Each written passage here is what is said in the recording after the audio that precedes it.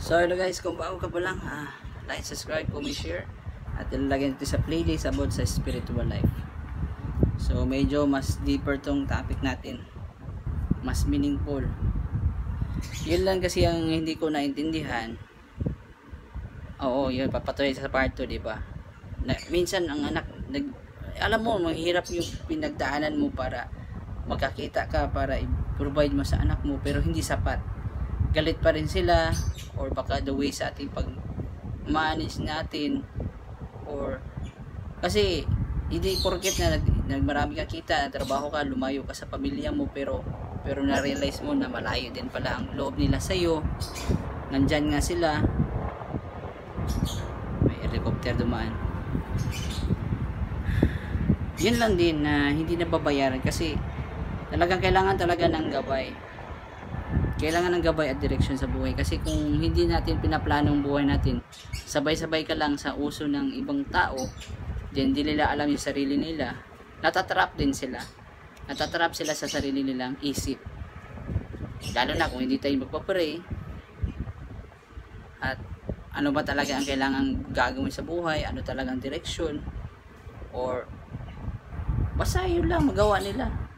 Tuwaan lang sila kung nakasaktan na ng ibang tao, nakainom sila, nakapagnakaw sila, masaya na sila. Ang gusto lang nila na mga pangloko, mang-scam, mang-daya sa ibang tao dahil sa sarili nilang interes, dahil alipin sila sa pera, di ba? If we are master in this money, then ambisyoso tayo sa isip natin, kasi ang kasalanan nagsisimula muna yan sa isip bago yan nasalita at nagawa, di ba?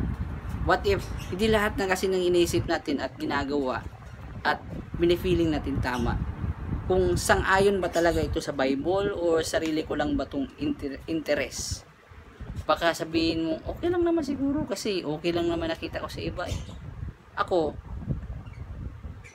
kahit ano pang isasabi sa ibang tao sa akin na, uy, hindi ka na ganito dapat, kasi biktima lang din sila eh.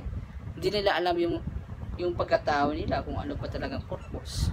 Siyempre, dumating din na sasawa na sila sa trabaho, nagre-resign din kasi mga kasama kasi toxic.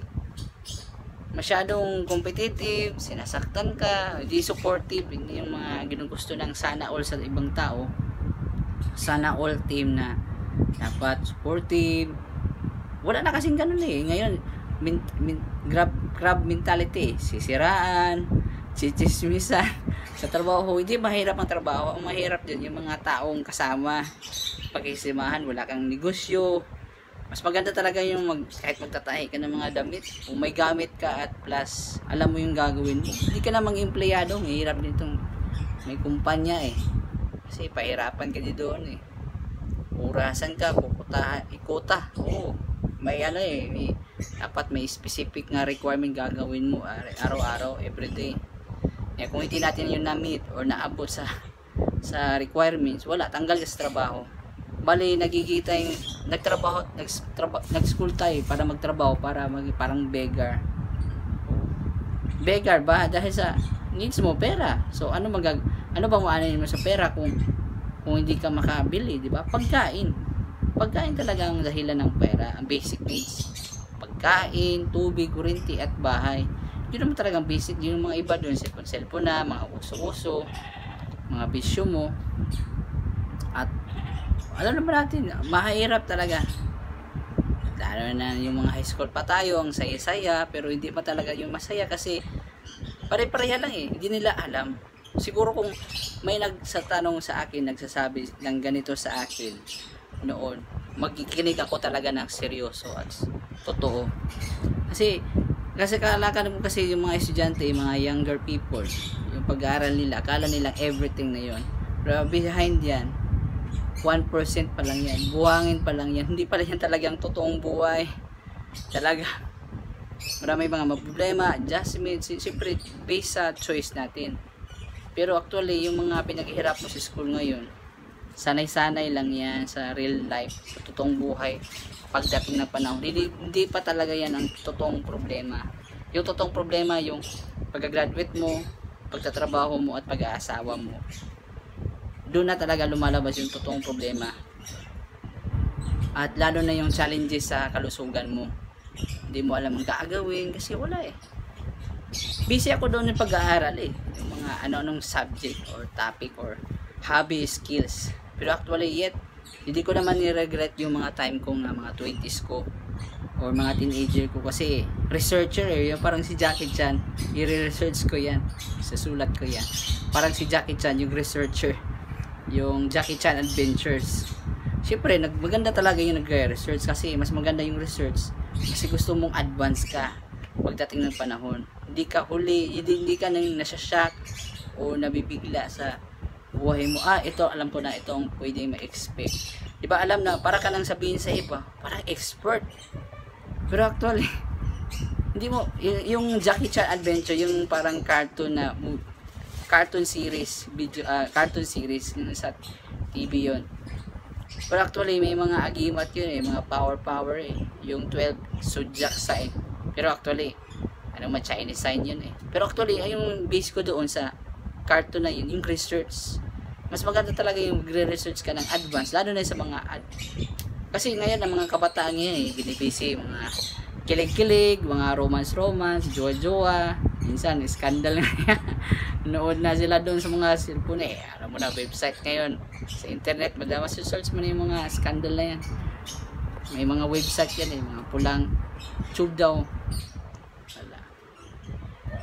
Alam mo na, yun ang basic kasi nila eh, yung about personal relationship sa klase nila, na wala din kaalam-alam sa buhay, wala din pag-iipon, puro lang beauty, inom doon, minsan magdadrugs nga eh. Yay! Ilang jowa ng nano ko, 20 na. 20 babae nasaktan. Pero hindi naman ako perfectionist. Pero masasabi ko lang talaga, hindi ako gaya sa kanila. Gusto ko maging advance. Gusto ko na, hindi naman sa nag-advance ako para ipagyabang. Gusto ko maging advance kasi ipakita ko na makatulong ako sa kapwa-tao at may peace of mind ako sa sarili ko. At ganito palang spiritual. Pero kung hindi ka siguro, paano ka makaunawa, makaintindi sa ibang taong mahirap kung hindi ka dumadaan ng kahirapan? Diba? Mahirap namang naawa ka, pero iba yung naawa ka at saka yung naintindihan mo yung tao. Dumaan ka sa kahirapan, at least di mo nakalimutan kung sino tayo. At least kung may blessing tayo, makakatulong tayo sa ibang tao. In different ways. Kasi yan, pag tungkol na kasi sa pera-pera eh, big deal na yan sa ibang tao eh. Kung hindi ka makabayad, patayin na yan sa ibang tao eh. Pero tayo mga spiritual, hindi tayo ganun. Intindihin natin yung tao, pero maingat ka rin sa sarili mo. Yun lang din na hindi naman yung parang Santa Claus ka, bigay ng bigay, giveaways lahat. Hindi naman yung madamot, basta tama-tama lang yung pag-release ng pera. Kasi Santa Claus eh, bigay ng pera din, 'di ba? Balato dito, balato doon, 'di ba? Bigay lahat.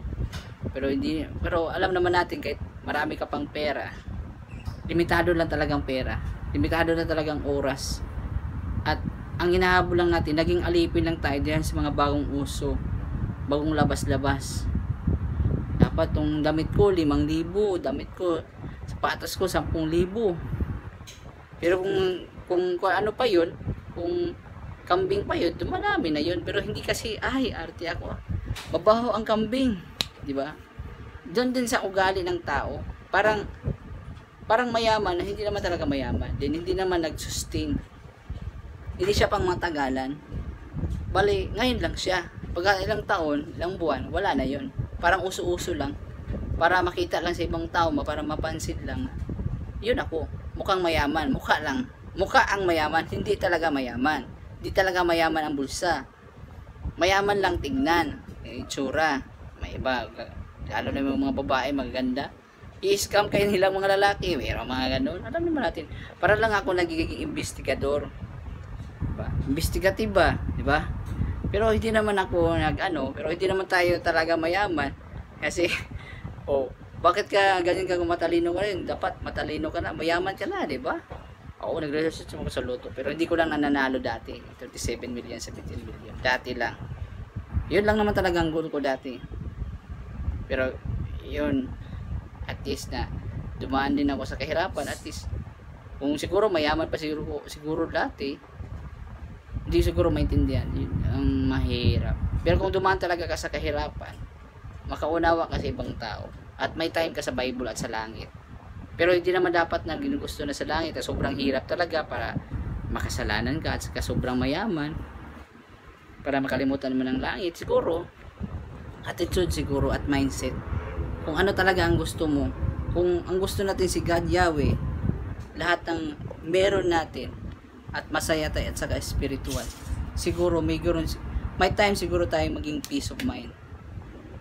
Siguro kung lagi lang tayo naghahabol sa mundo na ito, parang walang direksyon.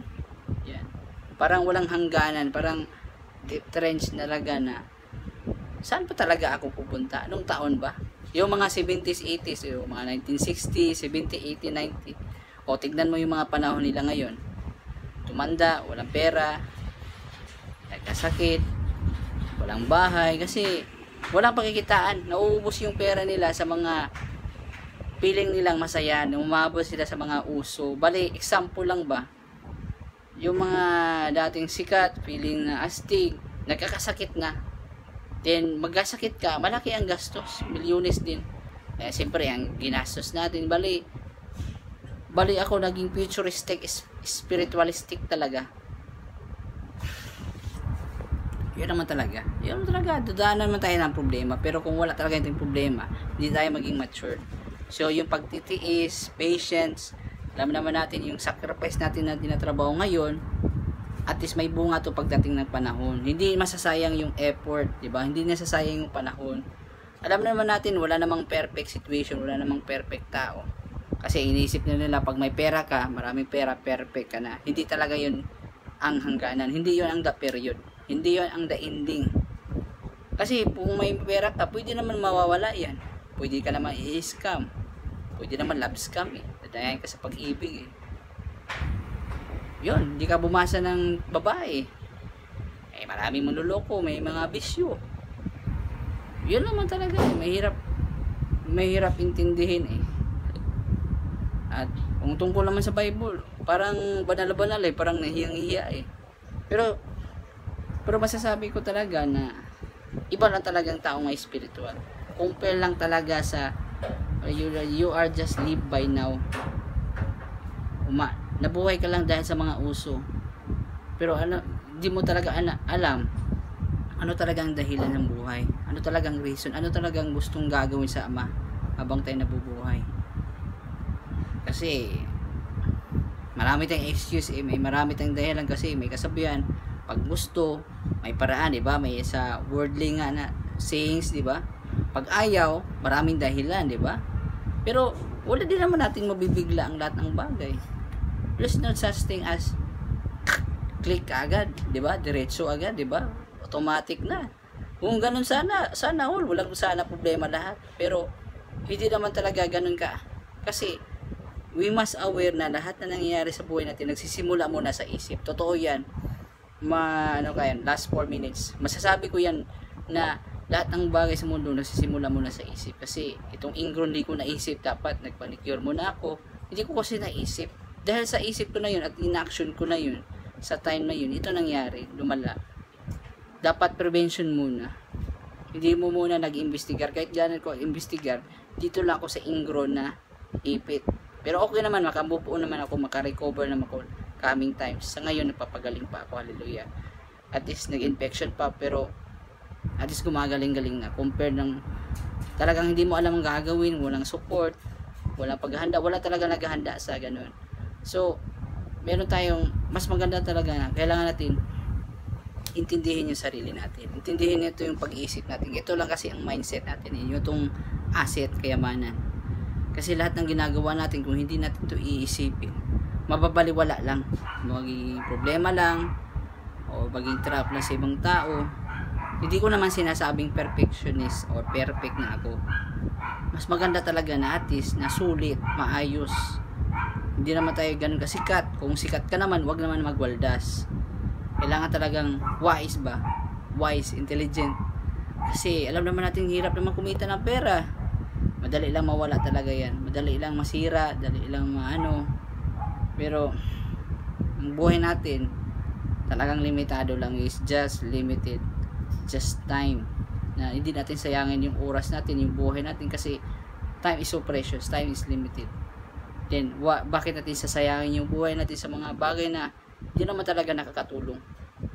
Just for now lang yan. Para itong lato-lato, tak tak tak tak. Ngayon, wala na, tahimik na yung paligid ngayon.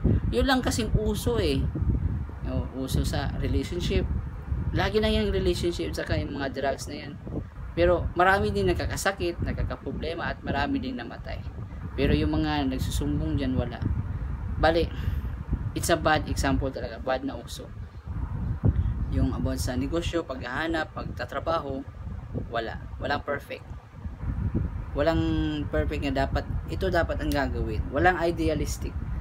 Pag wala tayong spiritual, medyo mahirapan talaga tayo sa ating papupuntahan. Peace of mind, kaligayahan, happiness, contentment, spiritual, biblical, wala kasi eh. Gusto nila adventure, masaya, gusto nila na ganito, pero actually deep inside di talaga sila masaya. Lagi naghahabol ng hahabol, naghahabol lang sa gusto nila, yon, di ba? Mga bagong trending, bagong mga pakulo, di ba? Bagong show. Pero actually hindi naman talaga yun ang kailangan. Hindi naman talaga yun ang kailangan mo sa buhay. Pasapol dati na mga laro-laro, mga games, di ko na naintindihan eh. Pero kung siguro kung bata ako noon na pareha sa akin na nag-i-explain dati, ano talaga ang true meaning, ano talaga ang kahulugan ng buhay, siyempre makikinig ako. Kasi importante yun na may nakikiusap, may nagsistory sa iyo, ano talaga ang i-expect mo sa buhay. Compare lang na nabulaga ka na lang, oy, ganito palang buhay, oy, ganito, bakit ang ganito ang hirap. Pero actually mali pala yung ginagawa nila. Kung gawa natin yung tama, may direction at pagdasal, magaganda yung buhay natin. At marunong natin maawa sa iba kung magsasucceed. Pero mostly, bihira lang ang taong magsasucceed. Kasi natrap tayo eh, slave tayo, alipin tayo sa sarili nating isip eh. Itong dahilan na nagkakahirap tayo, mga problema na hindi talaga matigil-tigil, parang masaya na hindi naman masaya. Supposed to be grateful na nabuhay tayo araw-araw, walang sakit, nakakalakad ka ng maayos. Hindi naman talaga lahat mabibili sa kasiyahan sa pera-pera eh. Illusion lang kasi yung pera. Kung doon ka lang magbabase sa pera lang ang kaligayahan, illusion yun, daya yun, cheating. Pero kung what if wala ka namang pera, malusog ka naman, makaayos ka naman ng lakad, healthy ka naman, di ba? Makaipon ka ng pera pero igastos lang sa tamang paraan. Pero kung nagjujuwa-juwa ng maaga kasi relationship, or dalawa lang yan, trap sa media or trap sa sariling isip. O alam naman natin na human tayo, no, naghahanap ng love life at ka-relationship, kausap. Pero yun lang man talaga eh. Yun talaga, mahilig talaga ako, skeptical talaga ako. Lagi ako nagtatanong, lagi ako ano talagang tama at hindi. Hindi naman ako negative na tao, hindi naman tayo likrabador. Hinanap lang natin anong tama dapat gagawin. Kasi kung hindi ko ito isasabi, may magdidetekta rin sa akin, parang tama yung totoo niya, sabi niya, no? Parang may panindigan ka ba na yung stand ka, ano talagang tama? Kasi hindi na ang tama, mali. Ang mali naging tama kasi yun ang nangyari eh. Halo-halo. Tama ng ganito kasi may excuse. Yung mali naging tama na dahil sa excuse. Pwede natin yung ma-stop. Kasi dahil sa ugali natin at hindi nakaintindi sa sarili, yun ang mga dahilan na nagka-trap tayo ng maraming problema. O school lang, barkada lang, bisyo-bisyo lang, gala-gala lang, hindi nagpaplano sa buhay, di relationship lang yung ultimate goal nila, skandal lang, at di alam magbantay ng bata o magbuntis, hindi nga alam, hindi nga naghahanda o naghahanap buhay. Yun ang problem, diba? Hindi inahanda ng maayos dahil sa ating mga current, yung mga ginagawa natin araw-araw. Yun ang mga dahilan sa problema. Hindi nag-iipon, hindi nagpaplano, laro-laro lang dito ng mga games, sunod na ng mga cellphone, TV. Wala nga pa na magnood sa Bible or isipin lang, wala. Kanta ng mga worldly things. Sabi ko, masisipirit mo talaga yung spiritual at saka yung worldly. Kasi yung worldly eh, just for now lang yan eh. Yung spiritual, pang matagalan. Diba? Happiness, contentment. Hindi man may pera man o wala, alam niya mag-drive. Hindi yung worldly lang, sobrang asa na sa pera. Pag mawala ang pera, down na down. Yung depressed na depressed. Hindi na makamove on. Yun talaga na kailangan mo talagang add balance. So like, subscribe, comment, share. So kailangan lang balance lang talaga. Kasi kung know the reason, kung ano talagang dahilan, kung ano ba talagang buhay. Kasi kung magdala-dala ka lang sa uso ng mga tao, mawawala ka talaga. Mawala ka ng direksyon. Masabi mo, nagregret ako, nagsisi ako bakit sumabay ako sa kanila. Alam ko napapahamak naman ako sa kanila. Yun naman ang na-realize ko na isipin muna. Isipin ang mga bagay na gusto at hindi dahil sa sabi ng iba. Meron talaga tayong idealistic. Ano talaga ang dapat gagawin sa buhay? Meron talaga. Hindi yung tsambahan lang na naging mayaman ako, gumanda ang kalusugan ko, wala akong sakit, magandang babae, mabait. Hindi yan tsambahan. Plano talaga yung ginagawa araw-araw.